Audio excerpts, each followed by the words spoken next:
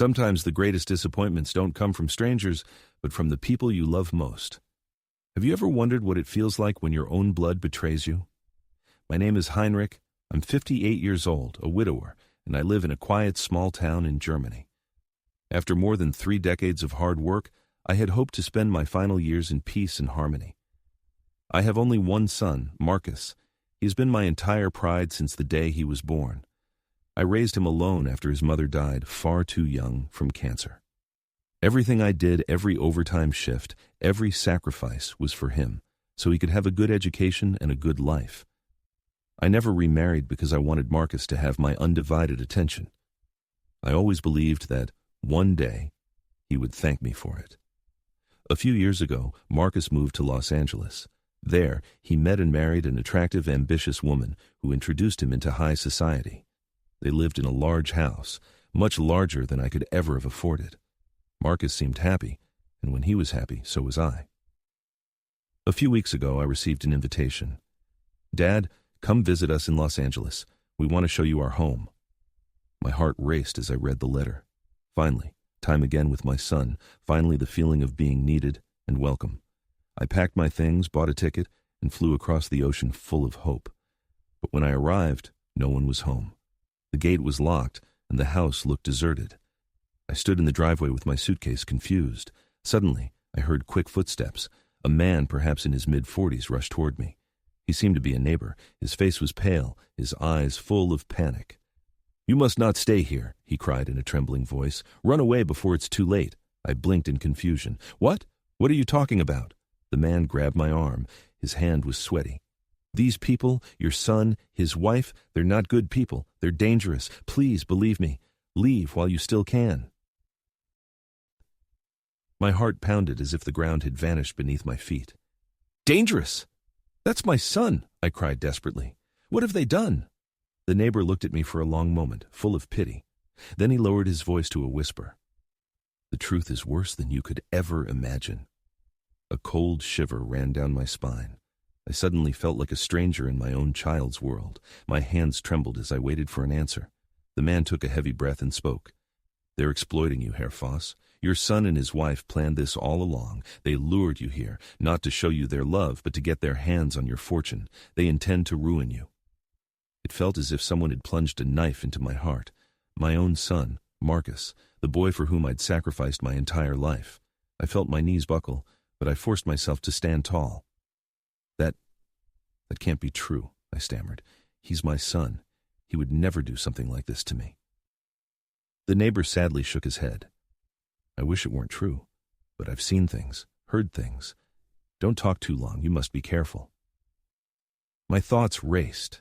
Images of Marcus as a little boy, riding his bike with shining eyes, proudly showing me his school grades in the evenings, shattered in that instant. Had my whole life been a lie? My heart was torn between blind faith in my son and the dreadful suspicion that the neighbor was telling the truth. Yet deep inside me, something stirred, something I hadn't felt in years.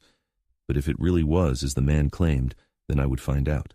And if Marcus had betrayed me, he would learn that a father doesn't only love, he can also take revenge.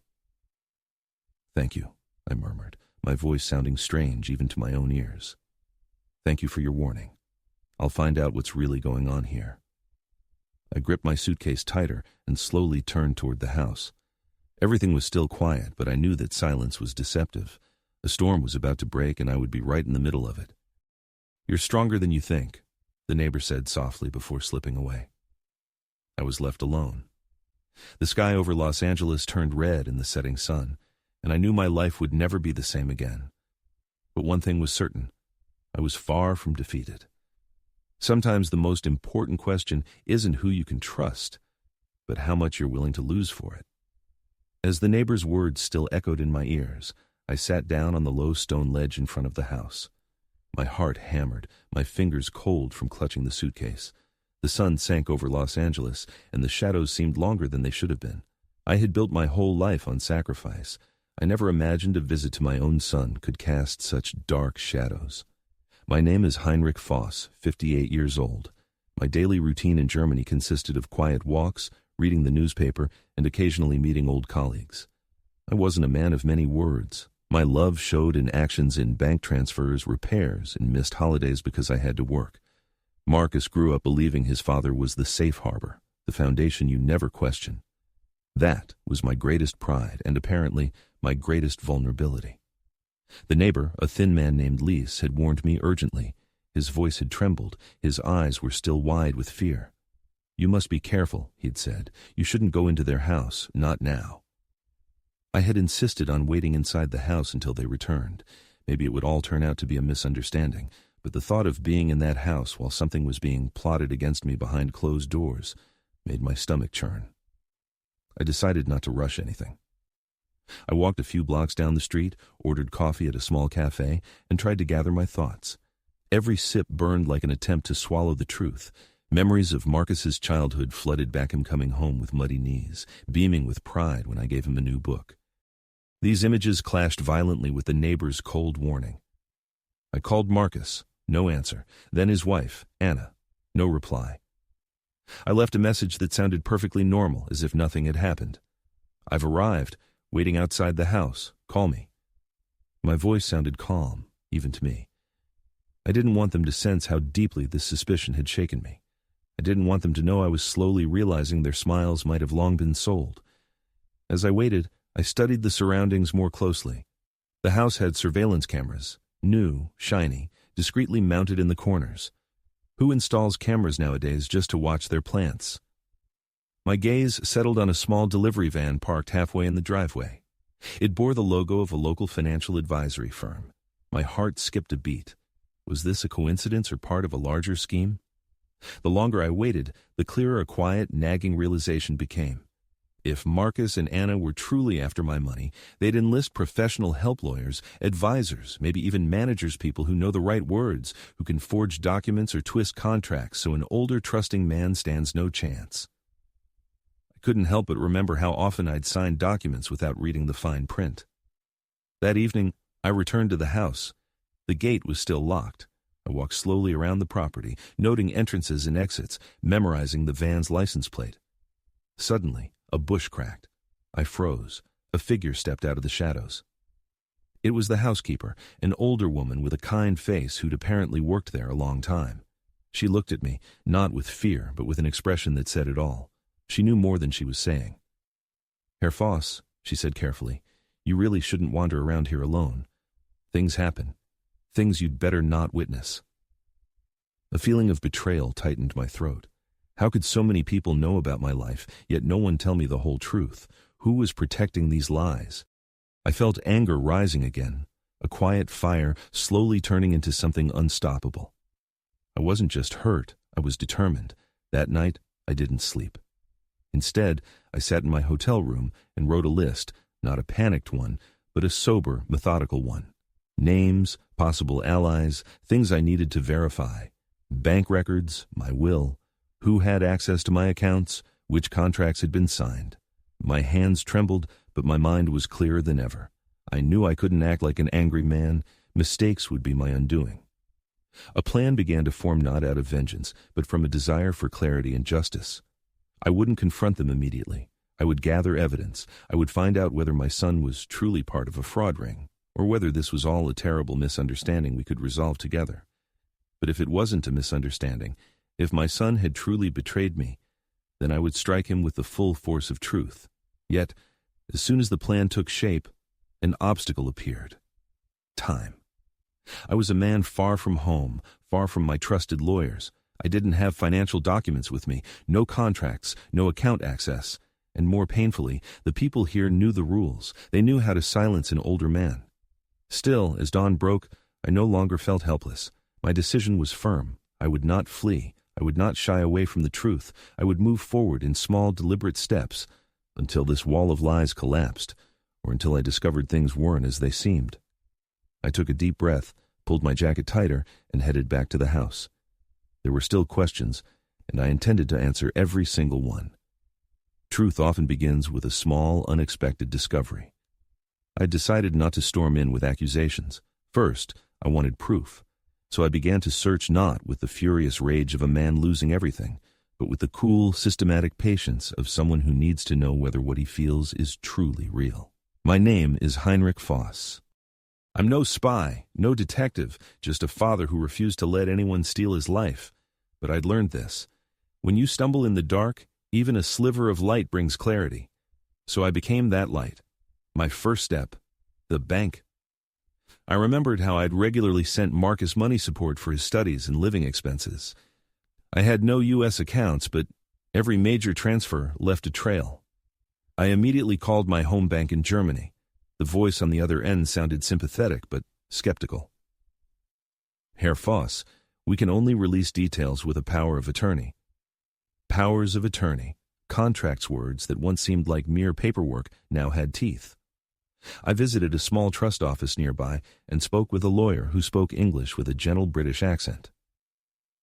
You must be careful, Mr. Voss, she said. In cases like this, it's not just about money. It's about signatures, deadlines, documents that can strip away your rights sometimes without you even noticing. I told her about the neighbor's warning, the cameras, the delivery van. She nodded. Let me check what's publicly accessible.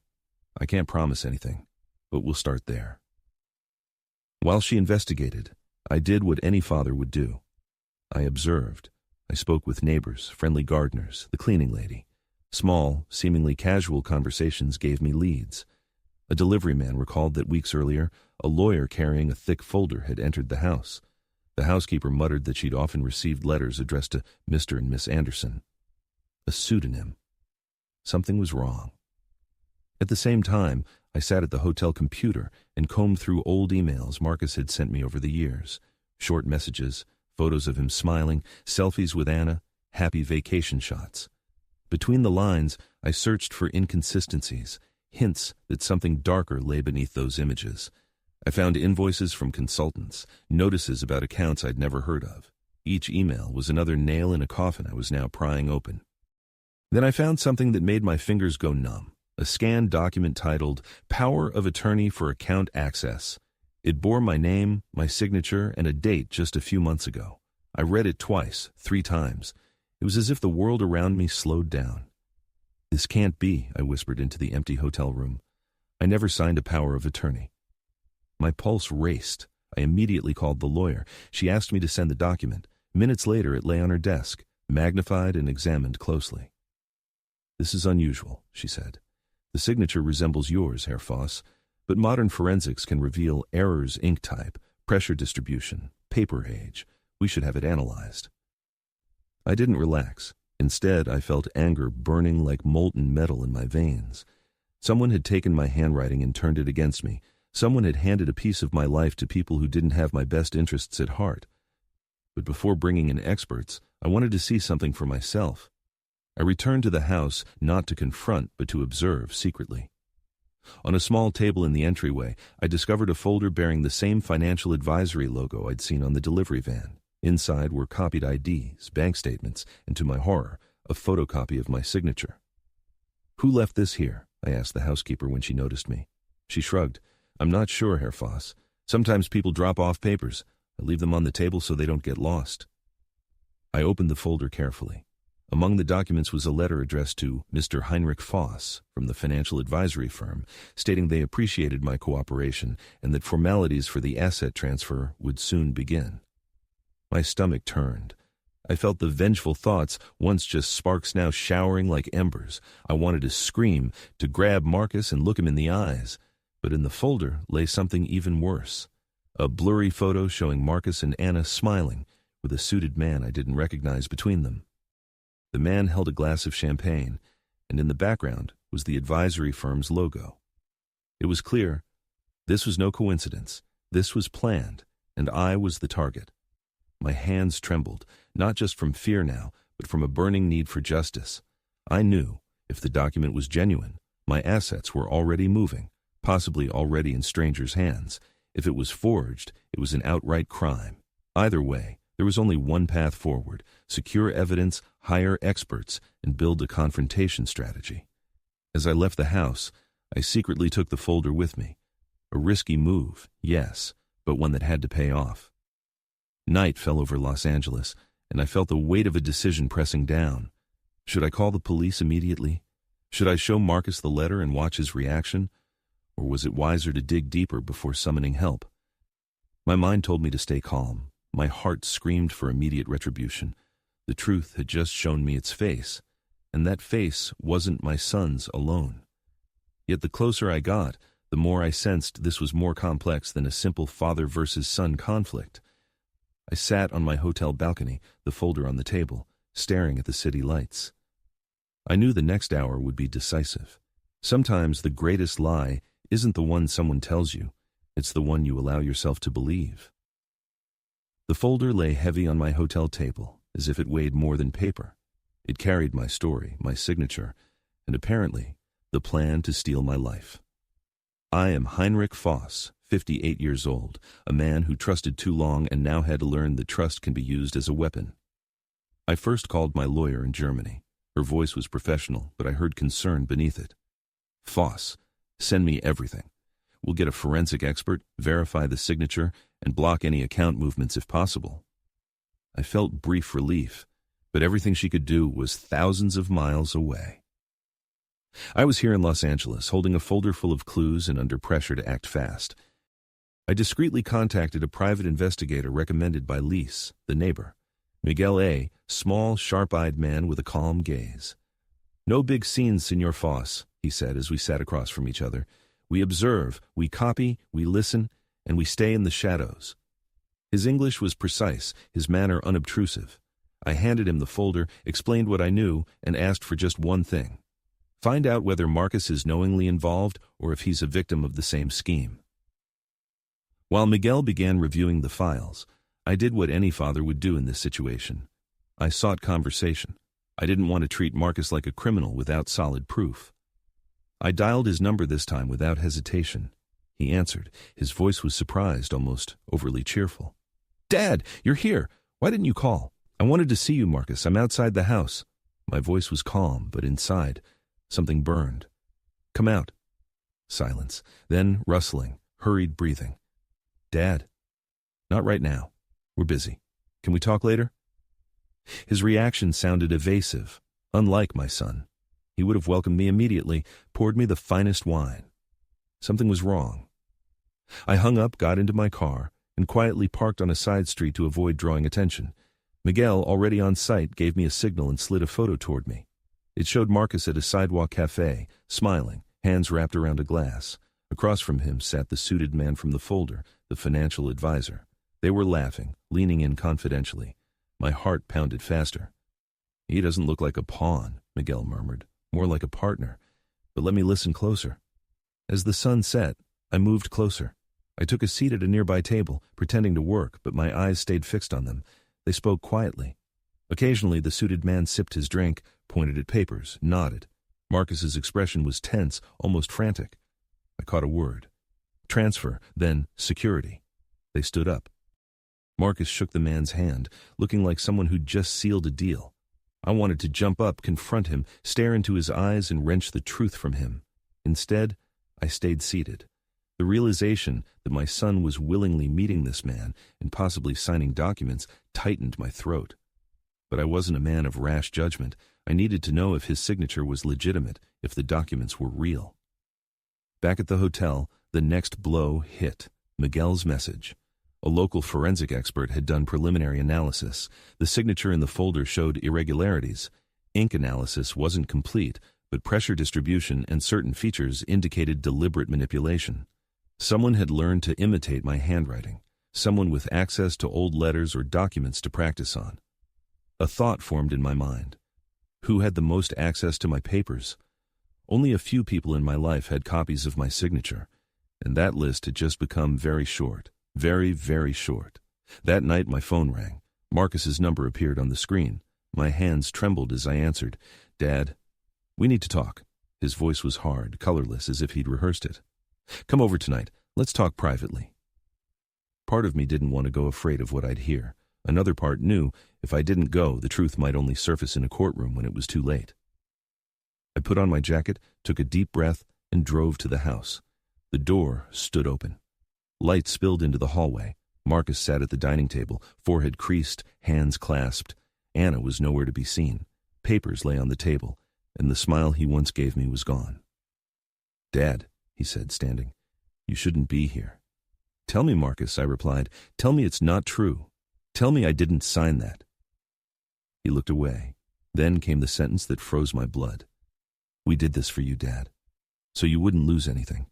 You don't understand we had to act before things got worse." My world swayed. Was this justification or confession? His eyes searched mine, full of panic and regret. Or was it just fear of being caught? At that moment the front door opened. Anna stepped in elegant as ever, but her eyes flashed coldly. She looked at me as if I were a bothersome fly. "Finally you're here, Heinrich," she said, offering a thin smile. "We need to talk about your will." The words hung in the air like a verdict. I felt the air leave my lungs. The truth stood before me in the form of my son and his wife. And it had a name: Will. My pulse raced. The world seemed to stop. I stood between the man I loved and the abyss of lies. I had evidence, but what came next would change everything. When someone mentions your will while you're still alive, you know it's no longer about love. It's about inheritance. I stood there, in my son's living room, the folder of forged documents in my pocket. Before me stood Marcus, my own son, whom I'd raised, fed, protected, and Anna, the woman at his side, whose smile was sharper than any knife. "About my will?" I asked slowly, each syllable a blow. "I'm not dead yet." Anna crossed her arms. Her gaze was cold, calculating. "We're aware. But one must be prepared. You're not getting any younger, Heinrich, and when you're gone, everything should be settled for Marcus, for me, for the family." The word family in her mouth tasted like poison. Marcus remained silent, staring at the floor, his hands clenched. I searched his eyes, but he avoided my gaze. "Marcus," I said, my voice breaking, "tell me this isn't your plan. Tell me you wouldn't sell your own blood for a bigger house, a fancier car." He opened his mouth, but Anna was quicker. "Your father doesn't understand, Marcus. He lives in a world that's long gone. Hard work, sacrifice, restraint, all outdated concepts. Today, it's about seizing opportunities. And Heinrich, you're our biggest opportunity." I felt my heart shatter. The boy I'd carried on my shoulders as he learned to walk. The boy who cried when his mother died and whom I held until he fell asleep.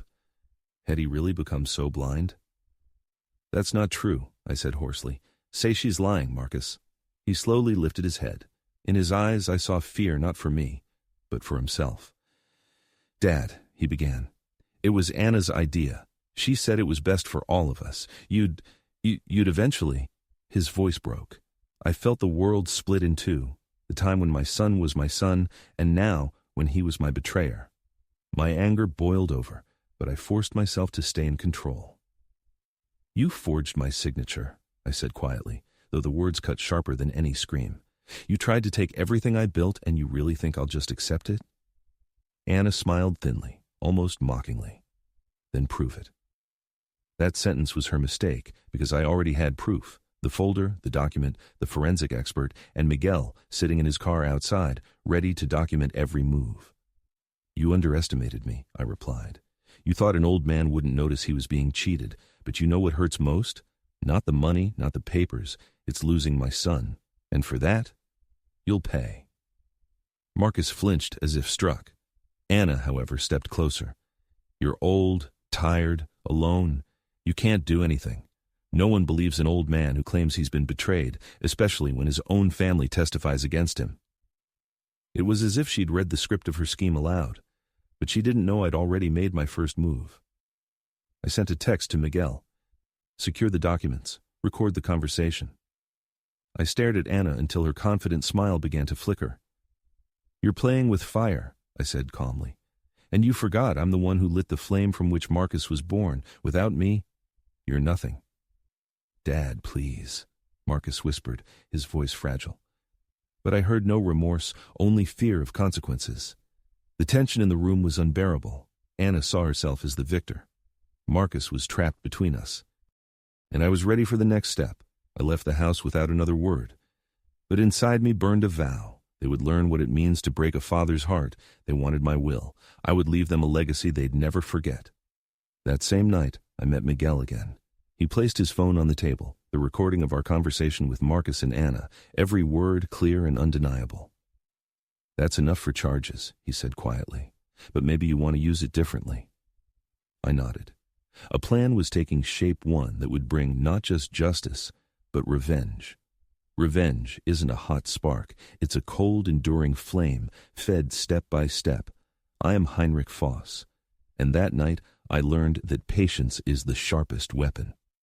Miguel had recorded everything, every word from Marcus, every calculated smile from Anna. The evidence was no longer just on paper, it was on tape. Incontrovertible, brutally honest. We sat in a dimly lit bar, 2 cups of black coffee between us. Miguel placed his phone on the table. The screen showed the new file. "Listen for yourself, Senor Voss," he said. The recording began, voices rough, the clinking of cutlery in the background. I heard Anna speak of wills, transfers, securing assets. I heard Marcus stammer apologies.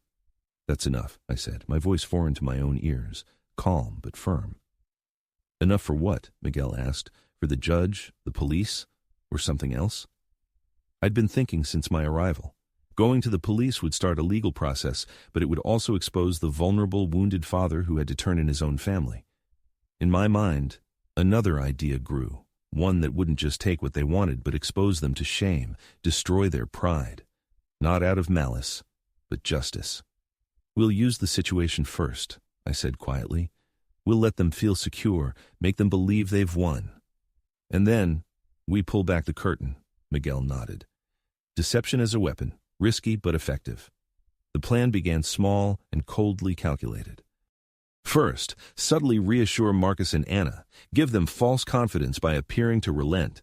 Then, when they feel safe, strike with the blow they won't see coming. Publish their methods, send evidence to lawyers, media, relatives. A humiliation that hurts more than any financial loss. But before the trap could snap shut, I needed more. I had to expose their accomplices, the suited men and women moving papers and checkbooks. I had to find their threads and cut them. Miguel began surveilling the financial advisory firm. I contacted my German lawyer to close international channels. Each step was like placing a gear in a clockwork, small, precise, deadly accurate. In the days that followed, I played my role perfectly. I acted like a surprised guest who also seemed forgetful, paying bills carelessly, letting Marcus order my drink. I pretended it was all deeply embarrassing, an old man who didn't understand. Anna smiled triumphantly. Marcus looked relieved, as if he'd succeeded. I didn't enjoy the charade, I only did what was necessary. But then, amid my feigned passivity, something happened I hadn't foreseen. In a late-night email, I randomly opened one of many I'd been secretly reviewing. I found a message that turned my blood to ice. It wasn't addressed to me, but to a third party. "Project Inheritance concludes next week. Heinrich still has suspicions. Please accelerate." Signed with initials I'd seen before. R.K. the Suited Man. This was the proof I needed. This wasn't a family misunderstanding. It was an organized operation, with deadlines, actors, and a clear goal. And the fact they referred to me as Heinrich made it feel even more personal, as if my name had been reduced to a code. I felt the flame inside me burn brighter. Now I had to decide. Strike immediately and lay all cards on the table, or keep working in the shadows until more of the network became visible. My resolve was clear. I wouldn't just target Marcus and Anna, I would dismantle the entire structure. Miguel worked like a shadow tracking meetings, copying credentials, documenting transfers. My lawyer prepared a list of legal actions, injunctions, account freezes, international claims. I quietly connected with journalists known for exposing scandals. No one would be caught off guard when the curtain fell. Yet despite all planning, there was another obstacle I'd underestimated: my own emotions. After so many years of disappointment and betrayal, there was a wound that revenge alone couldn't fill. I thought of the nights I'd read to Marcus, of the fleeting warmth of a father who believed he'd done everything right. Revenge wouldn't bring that back, but it would draw a line between what had been done and what I would still tolerate. As the week drew to a close, I set the final piece in motion. A fake settlement orchestrated by a representative of the financial firm, played by Miguel. Marcus believed the deal was done. Anna was already preparing thank-you notes. They laughed in the living room, drinking wine, while I watched silently, my smile a mask. In my glove pocket was a key, the email with RK's initials, the link to a man who knew more than he admitted. I didn't hold up the paper, but inside, I counted the seconds until it all came back to them, not as a threat, but as judgment. That evening, as city lights shimmered outside, I drove to the house, returned the folder to its place, and left a small, unassuming business card on the table, a silent hint that someone had seen what was happening. Then I got into my car and waited. The trap was set, and I knew eyes were now watching us, some from fear, some from greed, some from pride.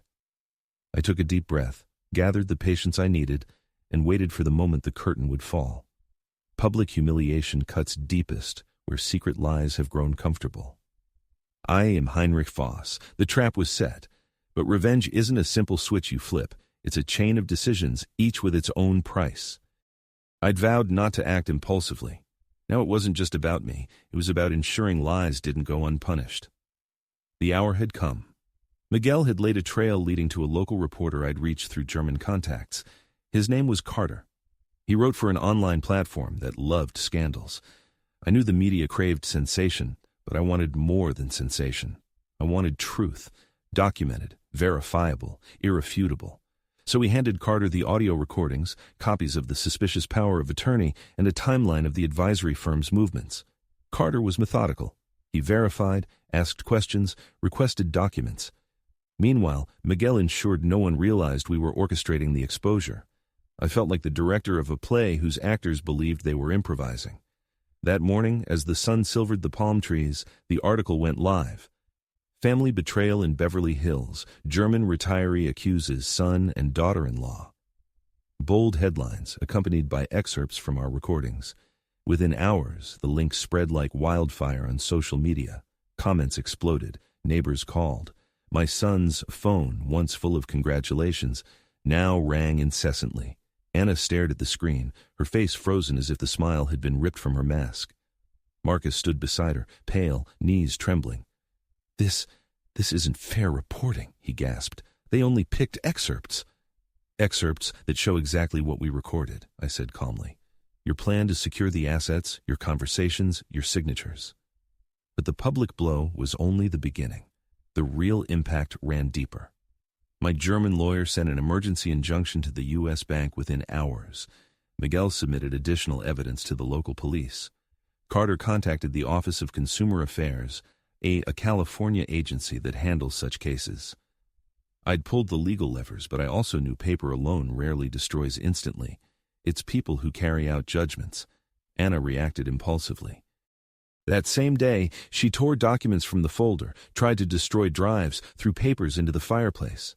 If we burn this, there's nothing left, she hissed, eyes flashing with panic. Marcus grabbed her as if to stop her from destroying evidence, or perhaps from exonerating him.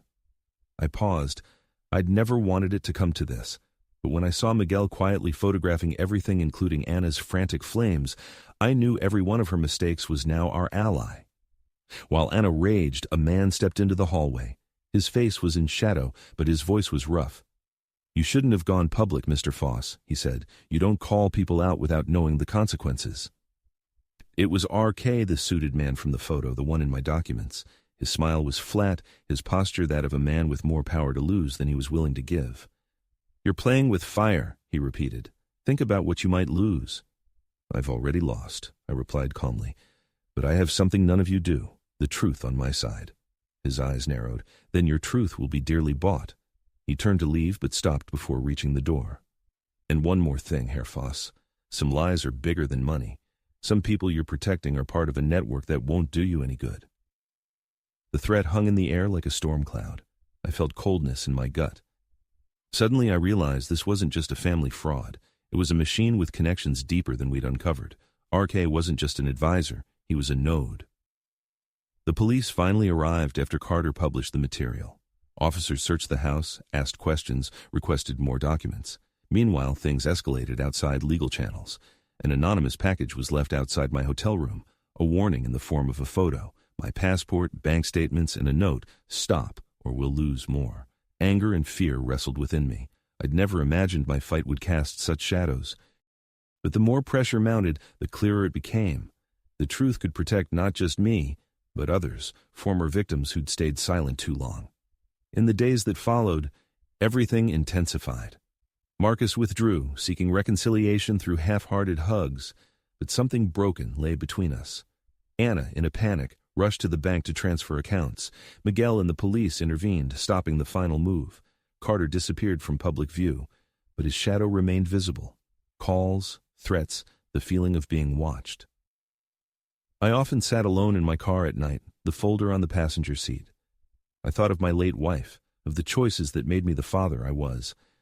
I'd hoped the path to justice would be clean, but it was dirty, complicated, filled with people doing whatever it took to save their own skin.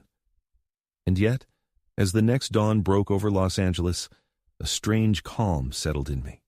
I'd brought lies into the light. I'd gained allies. I'd begun a plan that defended not just my money, but the dignity of an old man. But RK's words echoed in my ears.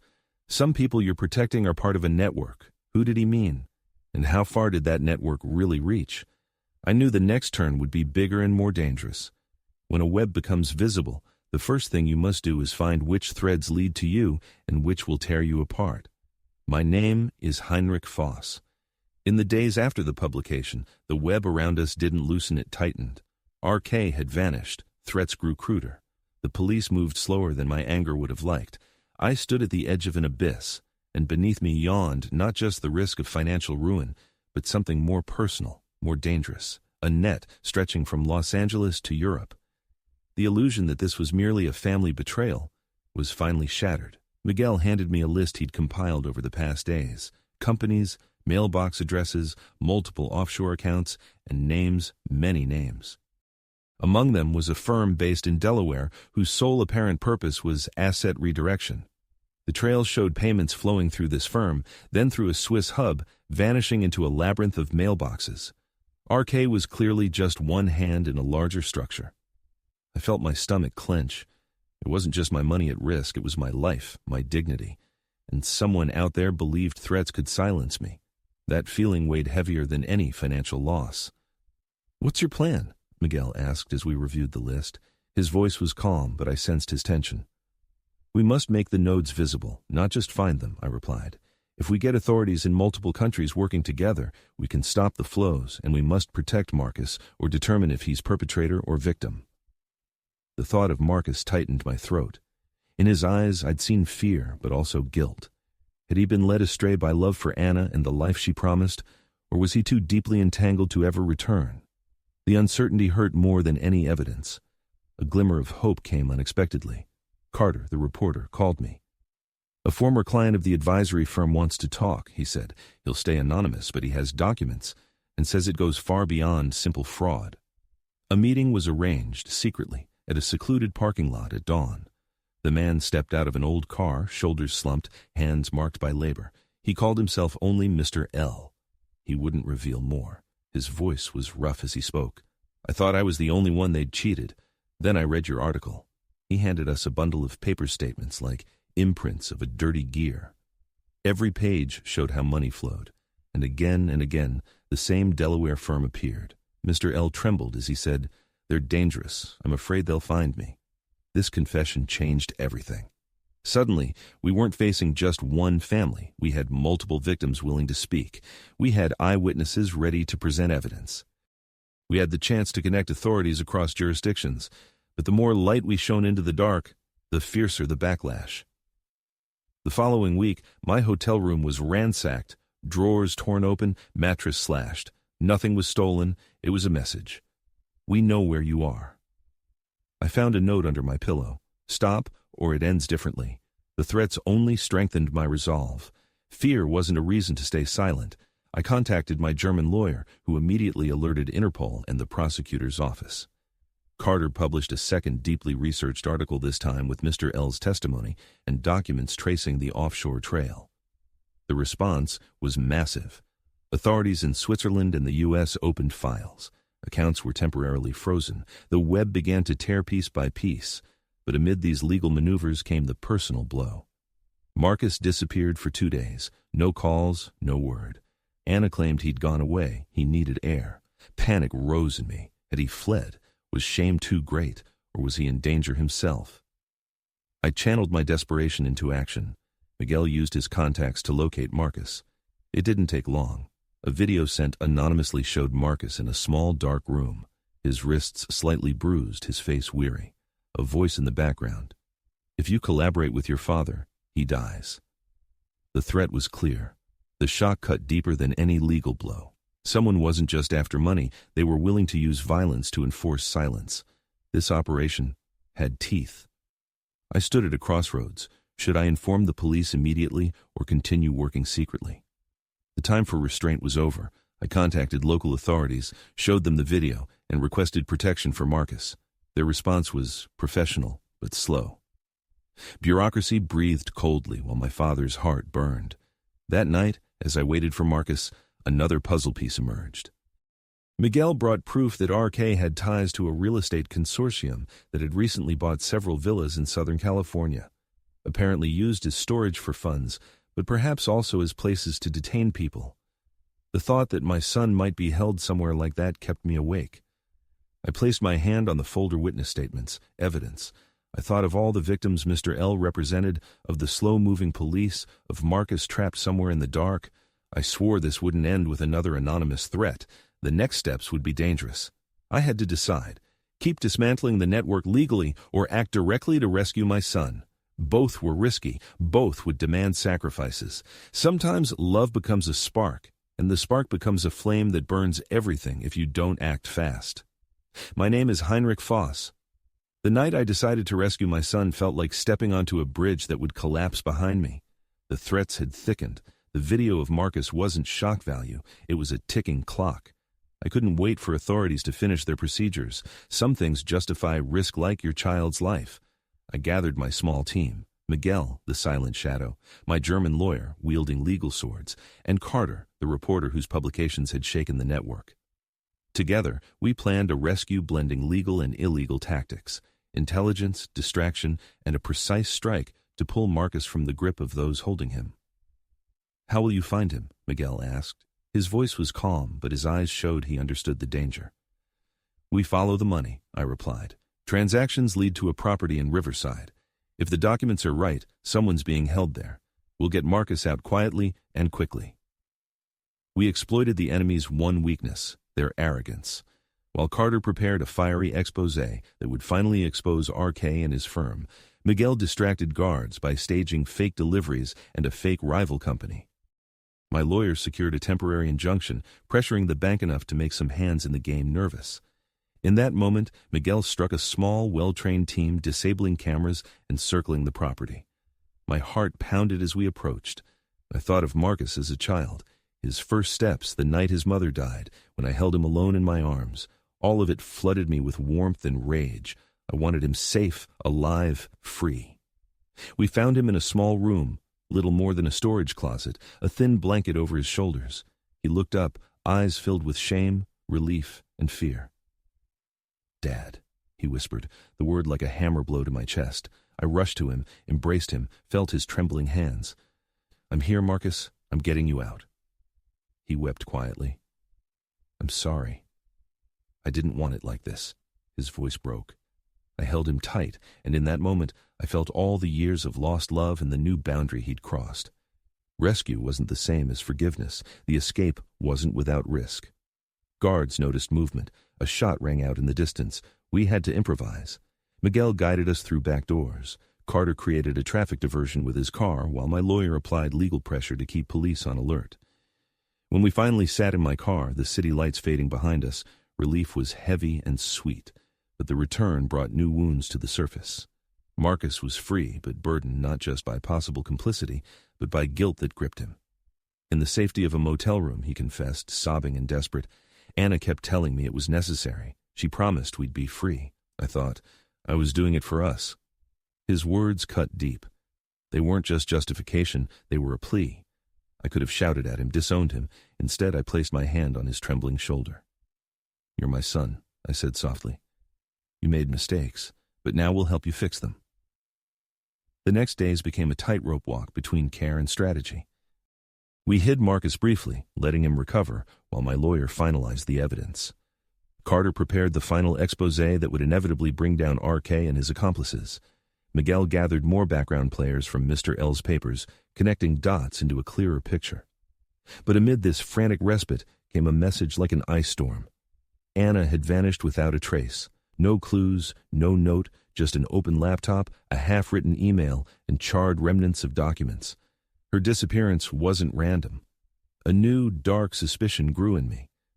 Was Anna truly the driving force, or was she a pawn of an even more powerful hand? RK might have been just a middleman, perhaps someone else pulled the strings, someone whose name hadn't yet appeared on our lists. I looked at Marcus, his face marked by realization and regret. "We hit him," he said quietly. "RK. He works for someone bigger." The fact that Anna had disappeared struck me like a cold fist. The revenge I'd planned now had to dig deeper into the shadows still lurking behind us. Inside me grew a new certainty. Rescue was only Act 1. The real battle begins now, not just for money or honor, but to finally tear apart the web that had placed foreign hands into my family's life. Sometimes the truth only reveals itself when you step into the shadows to find the light. My name is Heinrich Voss. After Anna's disappearance, Marcus and I faced a new reality. The network threatening us was larger and darker than anything we'd seen. RK was just a figure, a cog in a system stretching far beyond Beverly Hills. And Anna was either part of that system or a pawn whose loyalties we didn't yet understand. We began analyzing all connections we'd gathered. Miguel laid out maps, marking locations, transactions, timelines. Every red pin was a clue, every line a possible path. We had to understand who the masterminds were and what drove them. Only then could we protect Anna and ourselves. "See, Herr Voss," Miguel said, pointing to the map. "This pattern repeats. Offshore accounts, shell companies, residences, and always the initials RK. But behind RK lies a network, people willing to do anything for money and power." Marcus, sitting beside me, swallowed hard. So Anna could be with them, or she's captive. I took a deep breath. "We don't know, but we'll find out. We'll check every node, open every shell company, follow every lead. Using Mr. L's documents and Carter's research, we built a detailed picture. Among the files surfaced another company, an estate consortium in Southern California, controlling several vacant villas. One of those houses was likely used to store critical documents, cash, and possibly Anna. The strategy was clear: monitor the house, document movements, plan a safe rescue. Miguel organized surveillance teams. I gathered all available intel on the property's security, guard schedules, entry points. But the night before the operation was the hardest. Marcus sat silently beside me, face buried in his hands. "Dad, I made mistakes. Terrible mistakes. But I want to make it right." I placed my hand on his shoulder. "It's not about mistakes. It's about taking back control now. Together." Dawn brought the decision. We'd monitor the house while Carter prepared another report to draw attention to RK's network-creating distraction. Miguel and I moved cautiously, prepared for any twist. The first sign came sooner than expected: movement in the backyard, a figure slipping through the grounds like a shadow. We held our breath. It was Anna. She looked exhausted but unharmed. Her eyes widened when she recognized me. "Heinrich, you. We're getting you out," I said calmly. "Don't be afraid." The escape was risky. Guards spotted us, alarm lights flickered, but Miguel had planned ahead: small diversions, smoke bombs from a delivery van, cameras temporarily disabled. We moved quickly through back doors. Marcus supported Anna while I watched our pursuers. When we finally sped away in the car, I felt a strange mix of relief and adrenaline. Anna leaned back trembling, hands over her face. I thought they'd never let me go." Marcus took her hand. "It's over. We're together." But I knew this was only one act in the game. The network wasn't destroyed. RK still lurked in the shadows. The danger was greater than ever. Revenge wasn't complete, but the first victory was won. That night, in a safe motel room, I felt something I hadn't in a long time. Control, not power, not money, but control over my family's fate. Yet one thought remained: who truly pulls the strings? And what sacrifices will we still have to make before the last knot is cut? Sometimes you must descend deep into darkness to reclaim the light and to discover who your real enemy is. My name is Heinrich Voss. After Anna's rescue, the immediate danger was over, but the noose around us and the truth behind the network kept tightening. We'd freed Anna. Marcus was back with me. but the shadows of the system that had threatened us hadn't vanished. First task, stabilize Anna. She still trembled. Her voice was barely audible as she told her story. "They used me," she whispered. "RK and others. They wanted me to control Marcus, to manipulate you. I never did anything for myself." Each word cut like a knife. I felt anger and pity mix. She hadn't been a perpetrator, just a tool in a larger game. My focus shifted. Revenge against Marcus or Anna was no longer the goal, but against the true masterminds behind the network. Miguel and I re-examined every movement, transaction, document.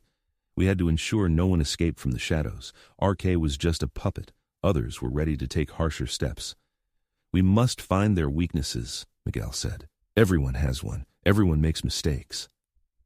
Carter remained crucial. His article had stirred authorities. Now he'd publish a deeper report.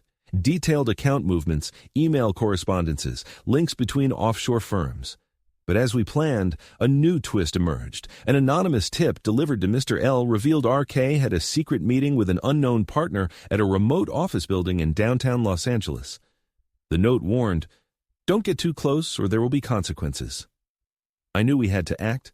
This was the moment to expose the true puppet master. We planned surveillance. Miguel would observe movements. Carter would handle cameras.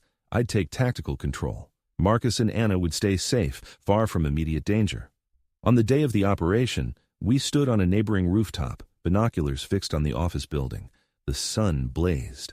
The tension felt like an icy wind through my veins. I saw RK meeting a middle-aged man we didn't recognize. He spoke quietly but firmly, and we instantly knew he was the real mastermind. Miguel documented every detail. Carter held the camera silently. I felt the circle closing. Finally, we could see the head of the network. The challenge: coordinate authorities without the mastermind finding out. One misstep, and everything could collapse. Marcus, Anna, the evidence, our plan. "Ready?"